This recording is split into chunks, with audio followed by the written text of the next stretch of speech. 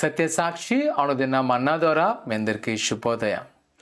నేడక ఉదయకాలము యేసు నేను స్వస్థపరచు ప్రత్యేకమైన కార్యక్రమం వాహనం 10:30కు పాత చర్చలో ఉంటుంది. ప్రతివారు రవాణా సౌకర్యం వినియోగించుకొని సకాలంలో రావాల్సిందిగా కోరుకుంటున్నా.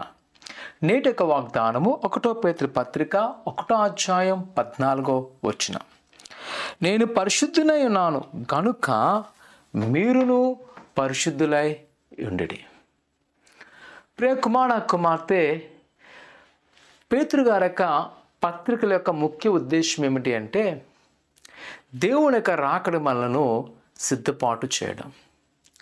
ఈ దినాల్లో మన జీవితంలో అనుకుంటాం, దేవుడు ఏదో నాకు అద్భుతం చేస్తే బాగున్ను, ఆశ్చర్యమైన కార్యం చేస్తే బాగున్నని. కానీ పేతురు గారి యొక్క ఆలోచన ఏంటి అంటే మనం ఇహలోకం కంటే పరలోకములో ఉండాలన్నది ఆయన ఆశ. అందుకే ఆయన చెప్తున్న మాట, ఆయన పరిశుద్ధుడు కనుక మనమును పరిశుద్ధులుగా ఉండాలి. ఈ మాట కేవలం పరలోకం గురించే కాదు, కానీ ఇహలోకములో కూడా మనకు కార్యాలు జరగాలంటే మనము ఆయన వారమై ఉండాలి. దేవుని సేవకునిగా నేను అనేక మందితో మాట్లాడుతున్నప్పుడు నేను కొంతమంది దగ్గర గ్రహించినది ఏంటి అంటే వారు క్రీస్తుకు ఇష్టమైన మార్గంలో ప్రయాణం చేయకుండా దేవుడు నాకు అద్భుతం చేయాలని ఆశపడతాడు, కానీ ఆయన దానికి అంగీకరించడు.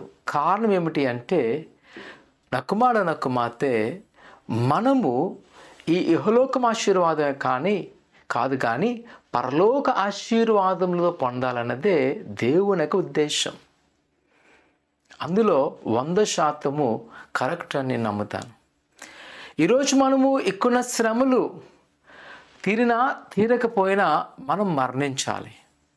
కానీ మరణించిన అనంతరం మనం ఎక్కడికి వెళ్ళాలంటే పరలోక రాజ్యానికి. అక్కడ వెళ్ళాలంటే ఇక్కడ పరిశుద్ధంగా ఉండాలి. పరిశుద్ధ అంటే ఏంటంటే క్రీస్తు మార్గాలను అనుసరించడం. ఈరోజు నీ బంధకాల గురించి, నీ శ్రమల గురించి, నీ ఆటల గురించి ప్రార్థన చేస్తున్నావు. ఆ విడుదలకు కావాలి అంటే మొదట మనం సరిచేసుకుందాం.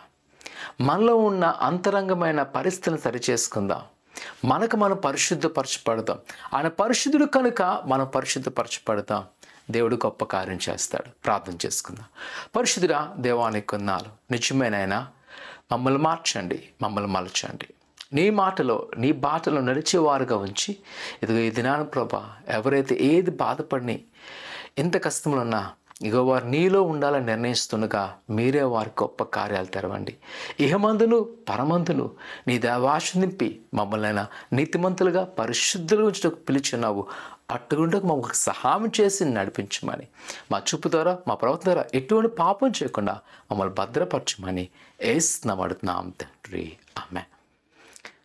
ఆయన యొక్క వాక్యం ప్రకారం జీవించండి. దేవుని యొక్క ఆశీర్వాదం పొందుకోండి. దేవుడు దీవించును గాక. ఆమేన్.